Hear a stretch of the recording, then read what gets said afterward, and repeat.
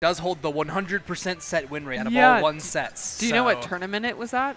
I do. To be honest, no, I don't. But I did see it at a glance earlier today on PG Stats. Just prepping, just in case, and that did pay off. So they're just getting situated now. I'm not sure how that matchup would go. I feel like with the speed that Sonic has, he'll be able to get in on Steve pretty easily, but I don't know. Yeah, I've actually watched Fallen versus Sonido, which is, in my opinion, very, very interesting to watch. Like, I find it so, like I don't even know how to say it, like stimulating to see how Sonic gets in on like this character Steve, who's notorious for being able to play this game and keep out. And we're already seeing the triple wall come out from Jake here. Like it's so interesting to see Sonido get in there. Like whether it be like breaking through the blocks, using the speed to his advantage on the ground, or airspeed, using that F tilt, which on Sweet Spot can actually one-shot 2 blocks. Oh. So at least 2 dirt blocks. Yeah. And then just wants to break that bottom block there. Breaking the bottom block does allow most characters, if not all, to just run straight through the rest of the wall. Jake knowing that though and throwing out that minecart, simply just waiting for Sonido there.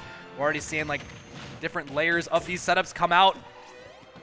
I also think that off stage is going to be really interesting with Sonic as well. Sonic's really good at edge guarding.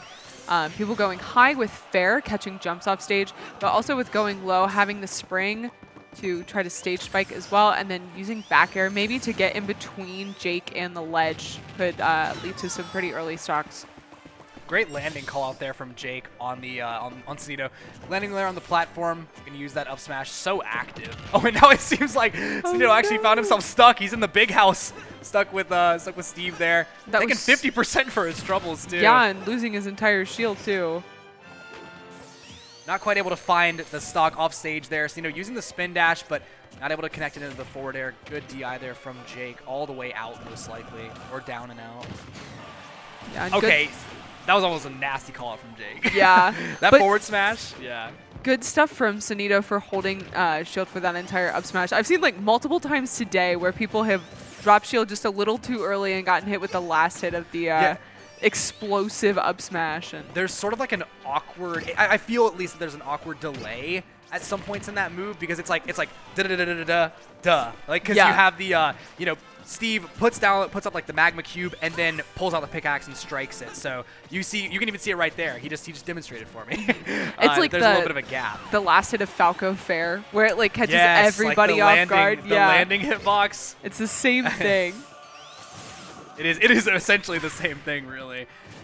Able to mix up, you get a free mix up on shield sometimes just when people aren't maybe paying the most attention, but yeah, that looks like that's going to be really hard for Sonido to deal with. Oh gosh. That's really funny. It looks like the turtle shells in Mario when you like send them between. That's so funny. And the stone walls, yeah, I can definitely see them presenting an issue here for Sonido, especially just Jake. Like, it really feels like Jake runs essentially like the same game plan with minor variations between each character. Like the minor stuff we'll see, oh, I need to put like 2 walls up instead of 1 or 3 walls up instead of 2. But mostly it's just, I need to play very well the first stock so I can have time to amass these materials, which just make the matchup so much easier. Yeah. Because having access to like this huge amount of stone that Jake has on his resource bar is like really pivotal, it seems, in this matchup. Yeah, I'm not really sure what Sonic can do about those stone walls. We were seeing earlier that he was using the F tilt, like you said, against the dirt ones, but it doesn't seem very effective against the stone ones, and I don't feel like he has a lot of like low committal options that wouldn't lead him to getting hit with like a mine cart or something if he has that waiting behind the wall. Yeah, I mean, Sonic, obviously one of the fastest characters in the game, but one of the pitfalls of that can be just like the dash length. Sonic's initial dash is quite large, and and dashes really can be a huge commitment, especially when your opponent starts to get a feel for where you like to move and when you like to do it. Because unless you just opt to go for a dash attack to call them calling you out, several layers deep in, then it can be pretty difficult to actually maneuver around the map, especially on a character as fast as Sonic, where it's just you're moving like leaps and bounds of what other characters would be doing. And it's like, obviously, like, you play ZSS a little bit, so you flick that stick to the other side, and it's just like you're like a football field away. Yes, exactly. Up throw, no up throw. I guess Jake knew it would not be killing there, but still looking for the grab now. Interesting situation there with him getting bonked, and back air trading with homing attack. Wow. Steve back air is so strong. It's so good. Yeah. It's active. It's like it's just a wall. And it also hits in front of him sometimes. Smile. It was like the famous clip of I guess it was Jake versus the Buzz at like that same tournament where he had like his huge like big break, and it's just the Pikmin extending the hurt box, and Olimar's literally in front of Steve, and it's the kill screen. Yeah. Great meme. I think the biggest problem in that game for Sonido was just getting around the two walls that Jake had set up, because he has the option to jump over, but Steve is sitting underneath that platform, able to use like up tilt to catch him trying to land over it. So he Sonido picked Snake. Oh. I didn't even notice that. I didn't mean to interrupt you. It's just like I was just dumbfounded. Good. I guess he can like lob the grenades over that wall, or at least use them to try to break it down. So that makes sense. I'm not really sure how Sonic's expected to approach when he has that wall set up. So this might work out a little bit better. But right now it looks like the grenades are just kind of bouncing off the wall. It's looking like that practice football you'd get where the wall throws it right back. But cooking the grenades will definitely provide a lot more efficiency here, I would think, on punishing Jake for setting up these walls, able to finally have some sort of non-committal option to actually deal with Jake while he's over the wall. And we're just seeing him really just lob these grenades, and 17% on the board, or 71% rather on the board here. Things going pretty well for Sonido so far, all things considered. Yeah, Swapping and characters. I think now, instead of using the grenades to like break the walls, it's a really good pressure tool to make sure that Jake doesn't have time to mine anymore. Especially if he can break down those walls to begin with. Okay. Well, that's unfortunate. Yeah, but I mean, that doesn't really change the game plan too much. I mean, obviously, Sonido getting his low recovery called out, but gonna be swinging right back. And as you were saying, with like actually being able to pressure Steve while he's mining, yeah, like every grenade that's pulled, that's 2.5 seconds. And if you delay it long enough to where it'll cross over that wall and immediately detonate, you're putting Steve and Jake on a timer.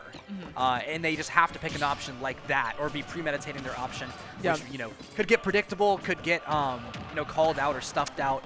Any manner of things could happen when you're in those scramble situations. I really like how Jake called out the roll away after he had thrown out the anvil. Because obviously it does a lot of shield pressure, so Sonido doesn't want to stay there and risk getting hit with like another tilt or an F smash on his shield after getting the anvil on top of him, so he called out the roll behind. Yeah, sometimes it feels like even though Anvil alone does not do enough damage to break your shield unless you use the like crazy block tech. Like let's just say, in a vacuum, 1-hit, 2-hit Anvil. Sometimes it feels like there's so many setups there to break your shield, where if you don't immediately drop it, it's just already broken, because they can down smash it. They can do any manner of things. A back air, like a quick down tilt even sometimes can be enough. Yes, also, and again, Jake just recognizing like how badly Sonido wants to get out of that, like you said, calling out the roll. I wonder if he has a grenade in his hand when he gets caught in that minecart, if it'll blow up and knock him out of the minecart so that Jake isn't able to get the up smash punish. I think it actually did happen, just not on an up smash. I believe it was on like a forward air or a dash attack, but I do remember seeing a trade with Snake very much in the minecart. It was a grenade that obviously caused it. Good movement there from Sonido, actually using the stone block there almost as a little bit of cover, like a guaranteed area where that minecart will not be entering, but the ledge drop back air.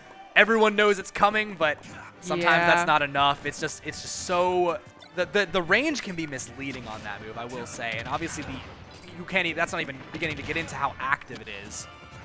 Such a great option there. Again, it's almost like another wall that Steve has in his arsenal once you have access to diamond or gold. I also really like how Sonido is placing the C4 on the platform. So a lot of the time we see Jake use like a very high minecart where he's up above the platform. And we've seen where he's able to call him out with that and like catch Jake off guard. Yeah, and I like that too, because he actually got hit by a minecart and then immediately said, oh, well, I'm going to go, yeah, all right, I need to put a C4 up here. Like, yeah. So that's definitely the motivation behind it if I were a betting man. Wow, the coverage there by Jake, not only calling out, he didn't even space it for the ledge for a 2-frame. He was sure that Sonido was going to be just landing straight back on stage, and then that down smash to cover whatever else, and then we just kind of saw a repeat of that second stock take with that ledge drop back air. That's crazy. He ran that all the way back because Sonido had like a pretty dominating lead, 2 stocks to 1. Yeah, after that like stock trade where they kind of went back to neutral, at like where they both lost their first stock, it seemed that Sonido was really starting to pick up steam, and there it is. Yeah, calling out the minecart with the C4 there, but Jake able to bring it back, seemingly from a place where it wouldn't be possible if it was another Steve on the sticks. But that's why he's Jake. Yep. But I do like that Sonido is sticking with Snake. It seemed like it was working a lot better than Sonic. Yeah, and it's just thinking more and more about it. It's that matchup does seem difficult for Sonic if the Steve is really just committed to playing the way that Jake is right now. And Jake does it so well. Just the game of keep out, the walls. Sonic really not having a ton of options to deal with it, so why even bother? Just going to go for the Snake, have some projectiles to lob over said walls, provide some pressure, and deal a good amount of damage when they hit too. Snake grenades are no joke. I believe they do like 8 or 9 damage apiece, and then will seemingly always combo into something, whether it be back air, up air. There's always something you can pull out. Yeah, with Sonic, he's being forced to make an approach, whereas with Snake, he has the option to approach, but he can also sit back and just lob grenades too. There's no rush. Those grenades are creating a lot of pressure in which Jake can't really just mine for free. Nikita's going to be really good off stage as well. Going to be able to find a lot of kills on that very telegraphed recovery. Just the way that Steve has to move off stage, it makes a lot of sense that would work really well. If there is a scenario where Jake finds himself without much iron, I imagine Nikita would be the perfect tool to be able to sort of stuff out the recovery there, because if you don't have the minecart for the armor, which can actually save you from the Nikita, and you're really just relying on vertical mix-ups, at that point, Nikita can really just zero in on you and take the stock with relative ease. And we're seeing, okay, yeah. This is a big wall. It literally looks like he's playing basketball. He's like trying to get it in the little pocket between the platform and the like bricks. Genuinely, yeah. And Jake uses so many materials in order to build a wall like that, but is, given enough time to mine where he's able to just get it all right back. And more, obviously. Look at that iron, pretty much half of the resource bar, and it's so rough because on this stage I really do wonder if this is the place to take Steve, because he's getting so much stone. Yeah. I don't know. I don't even know if that has much to do with the stage as it is just with Jake being like godlike at Steve, but definitely seems like it's a problem. Oh, there it is. Yeah, and even just when he's not in the minecart, it seems that Steve up smash will pop Snake right out if he's holding a grenade. That makes sense because it's usually you can trigger it with fire, right? Yeah, I do believe so. I think Steve grenades, or rather Snake grenades, are triggered by just most hitboxes in general, but fire definitely will do it. I love that tag. That was so yeah, cool. Also that was a crazy tag. I was in awe. But I think Sonido went for like one too many ledge drop back, or not ledge drop, platform drop back airs. And Jake just said, what there's is no going way. on? There's just no way. They were playing basketball, and now it looks like football. They have the goalposts. The uprights. Yeah. Very much so.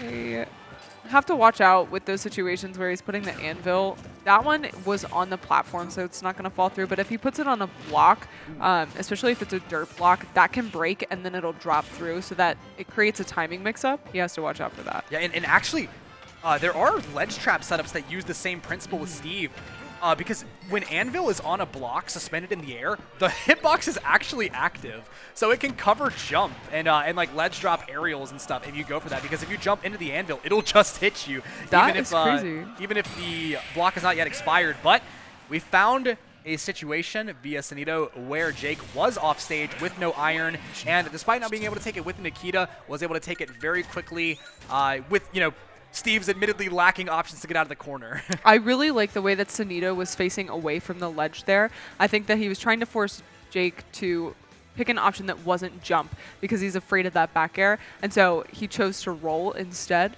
And Sonido was looking for the roll. He wanted that up tilt.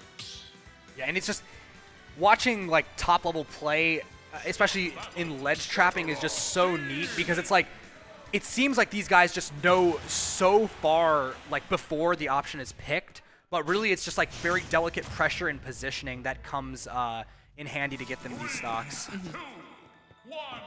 That, of course, is just another example of that. But Town and City going to come into play here.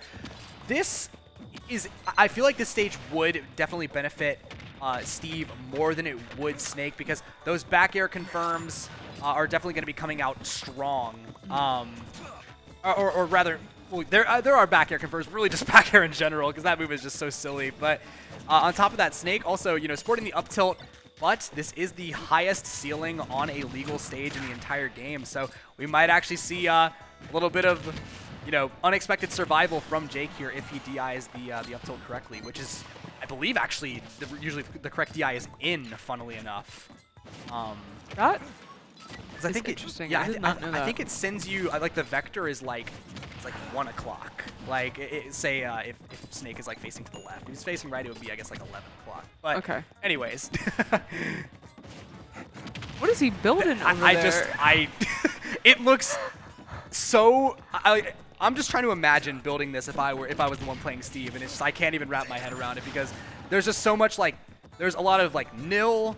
There's a lot of just like delicate positioning. Oh, it's just it is really interesting to see how much this character truly can do. And Steve has a great player base for that. I swear a new tech is found for this character every single day, or a new best way to build something, a new best way to set up a situation. He's by far the most creative character in the game. Yeah, I would definitely say so. And just the ability to create terrain is just it just can't possibly be bad. Like yeah. No matter what character it's on, there will always be sort of like crazy, sort of wacky applications for it that can lead to early stocks and whatever else it may be.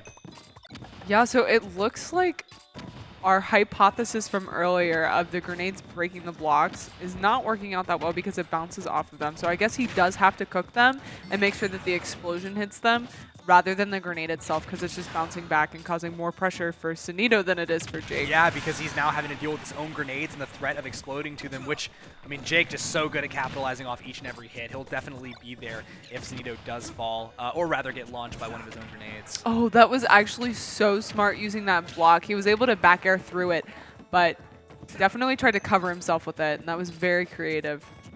Yeah, that is I believe Mars was the one that said Snake back air deserves jail time. Like, it's just so active, such great range on it. It definitely has the stuff. And it can deal with many a move with that priority. Ooh, and wow, just a raw forward smash to finish